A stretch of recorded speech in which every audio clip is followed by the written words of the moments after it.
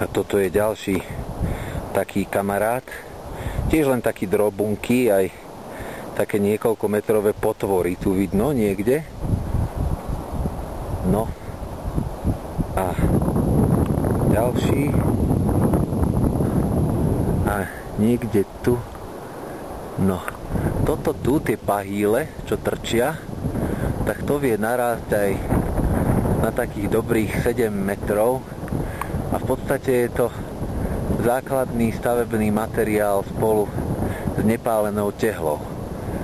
Tu na okolí všetky vlastne tie baráčiky vrátane našej haciendy niekde tamto sú postavené z blata zoschnutého, nepálených tehličiek a priečne sú nahádzané tieto pahýle, len niekoľkokrát väčšie, ktoré rastú presne z takýchto kaktusov.